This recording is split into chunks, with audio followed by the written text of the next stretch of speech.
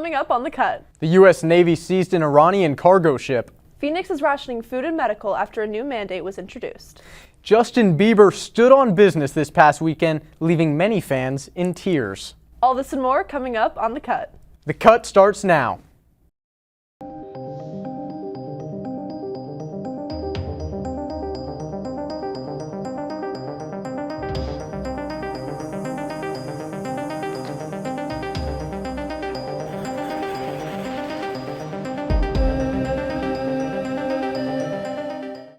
Hello and welcome to the Cut Network. I'm Sydney Voorhees. And I'm Ryan Moffat.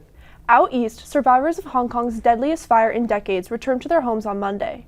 Back in November, Wang Fuk Court, a multi-tower apartment complex in the suburban district of Tai Po, was engulfed in flames, killing 168 people. The cause of the fire is still unknown. 5 months later, displaced fire victims returned to see the remains of their homes and retrieve their belongings. Kuang Mok lost his home, where he lived with his family and his wife for over 40 years and raised their children. When he returned, their apartment was on the edge of collapse, requiring reinforcements. On top of that, the ceiling was burned so badly that the steel rebar was visible and the floor was littered with broken tiles. The 78-year-old said he left disappointed. Quote, "All things were burned and turned into ashes," Mok said. Hong Kong Deputy Chief Secretary Warner Chook said over 260 returned to the complex on Monday, and the process is expected to continue into early May. Chook added that over 1,400 people registered for the return are 65 and older. Without a working elevator, it is expected to be difficult for the older residents who made up over a third of the 4,600 people who lived in the complex before the fire. Some have been training to climb the stairs up the 31-story building. Mok said he was able to retrieve some charred photo albums, but his most cherished belongings were all destroyed or missing. This included his wedding photos, letters, and a gift from his son and his wife's jewelry. Another former resident, Stephen Chung, has concerns beyond his possessions. Quote, "I worry about another problem because housing prices are increasing rapidly these days," he said. Another former tenant, Cyrus Ng, lived on the 10th floor with his parents for a decade before moving out. He said he fears the emotional impact the return will have on his parents, as well as theft after months of vacancy. The Chinese government previously said that repairing the damage cost-effectively would be difficult. Officials were initially inclined to demolish the 7 burned buildings and proposed to buy the homeownership rights from the fire victims. Ng wondered if some of the buildings could be repaired to allow some residents to return, but others are completely uninterested in returning after the traumatic incident. Stephanie Leung is reluctant to live in the same apartment again. She said her family would face great distress every time they looked out over the 7 other buildings where their friends died. Quote, "Whenever I go back, I want to cry," she said. An Iranian-flagged cargo ship was attacked and seized by the United States Navy after they claimed it had tried to evade the naval blockade near the Strait of Hormuz. The blockade of Iranian ports began last week, and this served as the first interception by the U.S. Iran claimed the armed boarding of the boat was piracy and a breach of the ceasefire. This impacted the peace talks between the two countries as they try to resolve the conflict. President Trump has not backed down and threatened Iran if they don't agree to U.S. terms. Quote, "The United States is going to knock out every single power plant and every single bridge in Iran," end quote. Iran threatened to keep the strait shut down and continue the global economic pain. Around 1/5 of the world's oil passes through the Strait of Hormuz, and the first vice president of Iran, Mohammad Reza Aref, wants people to weigh the costs. Quote, "The choice is clear, either a free oil market for all or the risk of significant cost for everyone." Iran wants to maintain control of the strait as most U.S. military bases have to travel through it. The war is now in its 8th week as the world waits for it to conclude. Fish are getting assistance from an Arizonan wildlife organization against harmful algae. Cut reporter Deanna Nichaporik has how. Deanna? Thank you, Sydney. The Arizona Game and Fish Department has installed 3 ultrasonic devices in a Canyon Lake Cove in what is the first test of ultrasonic golden algae control in the country. The pilot project is underway at Boulder Recreational Area, where officials are hoping to create safe zones for fish during so-called, quote, fish kills. Golden algae is a naturally occurring microbe that is typically harmless, but under the right conditions, it can multiply rapidly and release toxins deadly to fish. Scientists still don't fully understand what triggers a bloom, or how to tell which ones will turn lethal until the damage is already done. Over the last 20 years, golden algae blooms have hit Apache, Canyon, and Saguaro lakes a total of 33 times. In March of 2024 alone, a bloom killed 1,500 threadfin shad.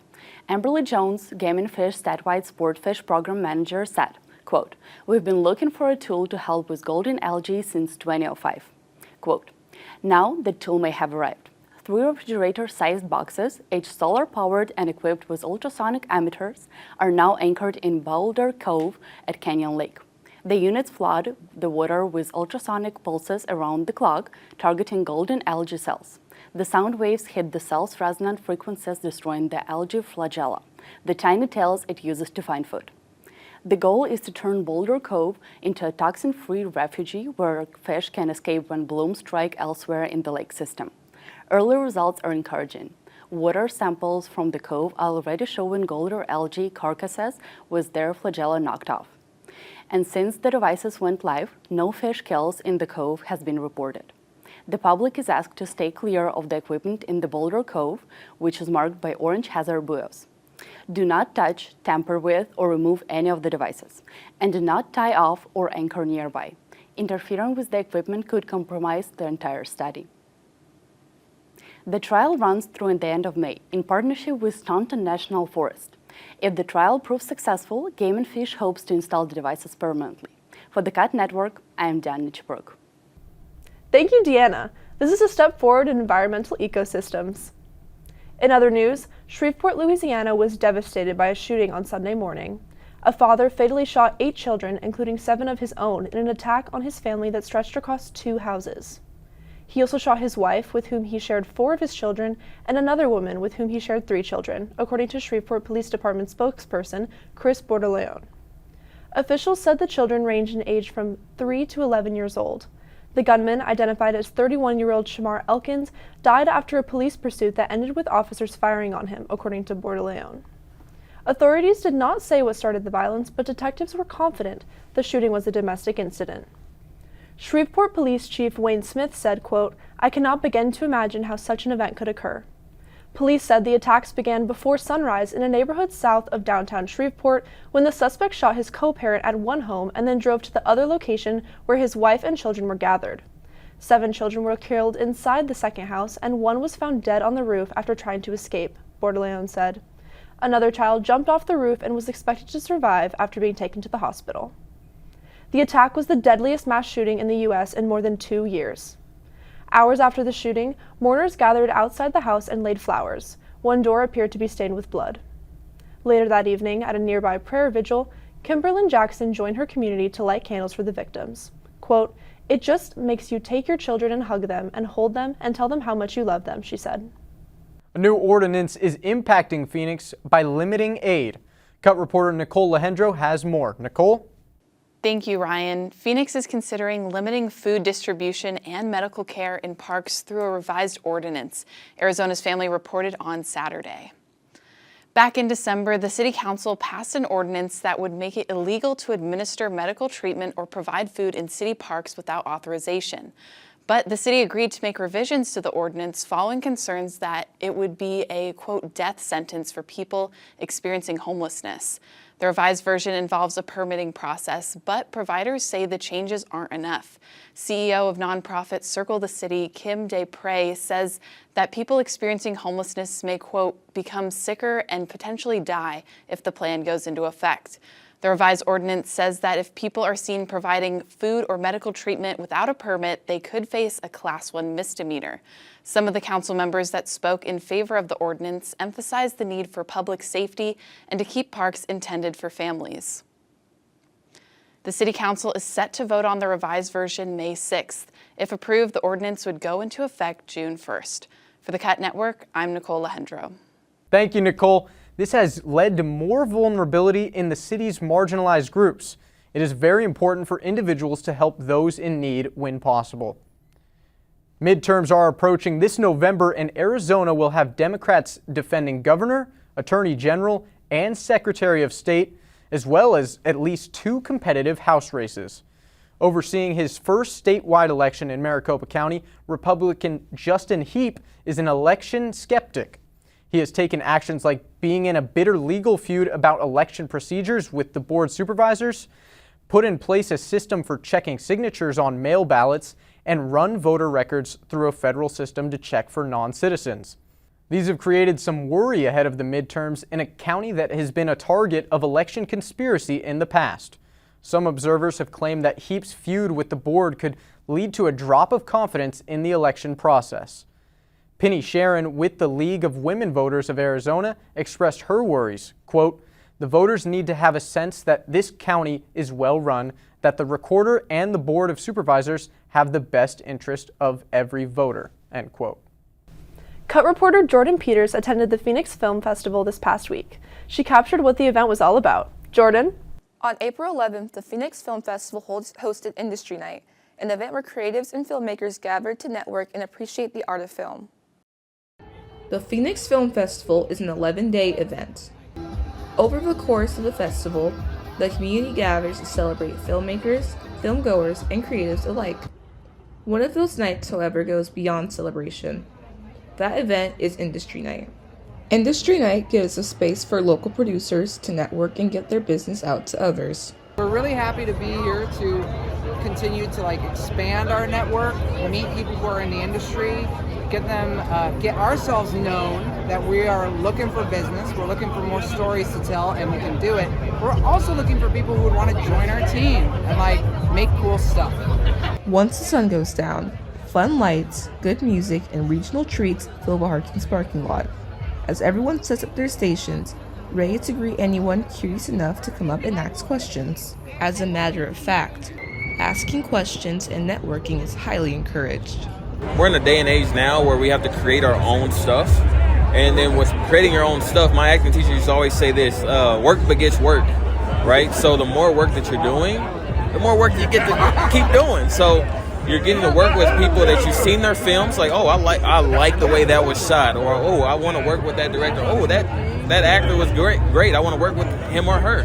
So coming to film festivals like this, you can find your little crew, your little people, and you can kind of build and work on projects together. So I think it's nice. It's cool. In addition to the event itself, the Phoenix Film Foundation hires interns and young students to shadow directors, actors, and other top-of-the-line roles, expanding their connections past the festival itself. I feel like for me, it's really just engaging with the film community, seeing films from not just me in my room, watching a movie on my laptop. I'm actually going out and I get to watch something in the theaters, or watch multiple movies in the theater and just talk to people about it and stuff like that. So I think it's really just engaging with the medium in a real way, in real life with people. So all are welcome to this free event, and after attending Industry Night, be sure to catch a film or two. In Scottsdale, this is Jordan Peters and Ryan Drinkwater. For more information on events like this, visit the Phoenix Film Foundation's website. For the Cut Network, I'm Jordan Peters. Thank you, Jordan. Events like these are what bring the community together. Now on to Biebercella and entertainment with Angel Garcia. Angel? Hello and welcome to the entertainment news segment on The Cut.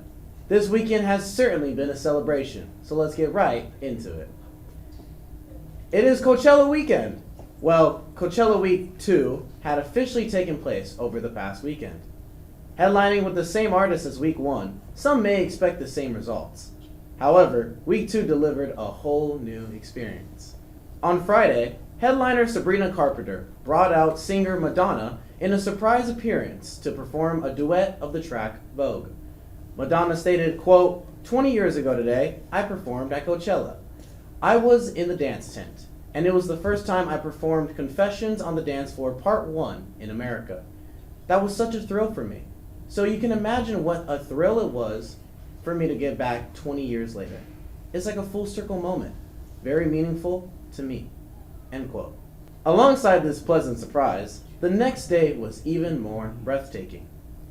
Before headliner Justin Bieber, Addison Rae brought out Olivia Rodrigo to debut the track Drop Dead. Yet, the biggest highlight of Week 2 was when Billie Eilish wandered out during Justin Bieber's performance of One Less Lonely Girl. Eilish had made it known that she has been a super fan of the Biebs since she was little. So far as claiming him to be her, quote, first true love, end quote, while stumbling up and down the steps and curled onto a stool. Eilish got a hug from behind while Bieber serenaded her. After bursting out laughing mid-song together, Eilish bolted back into the crowd. But wait, there's more surprises! SZA joined on stage with Biebs for her hit single, Snooze. Soon after, Big Sean came out for the tracks As Long As You Love Me and No Pressure. Unlike week 1, Justin Bieber interacted with the audience more by going up to fans, holding their hands, and singing directly to them. That's all the entertainment I have for you this week. Thanks for tuning in. I'm Angel Garcia, and this is the Final Cut Entertainment this semester. Thank you, Angel. What an incredible weekend for Beliebers. In sports this week, we have the 2026 NFL Draft. Cut anchor Cindy Craven has Who to Expect. Cindy? Thank you, Sydney, and welcome back to our last sports segment of this season. Let's kick off this week's sports segment with something I'm sure lots of you are looking forward to, the 2026 NFL Draft. The first round started yesterday, and the next consecutive rounds will air tonight and tomorrow. With the number 1 overall pick, many projected that the Raiders will pick former Indiana quarterback Fernando Mendoza. This projected pick would place Mendoza next to seasoned NFL quarterback Kirk Cousins, who recently signed a 5-year, $172 million contract with Las Vegas. Another player that is sparking conversation, especially in Arizona, is former Arizona State wide receiver Jordan Tyson. After a rough few days at the 2026 NFL Combine, Tyson's draft stock dropped significantly, placing him out of the top 10 pick contenders. Since then, Tyson has had many people in his corner to support him before the draft this weekend. ASU head coach Kenny Dillingham provided this support when he told reporters that Tyson was, quote, an absolutely special talent, end quote. Going into the draft, many projected that Tyson regained his spot in the top 10 to 15 pick range. Switching gears, let's look over at a sport on the rise.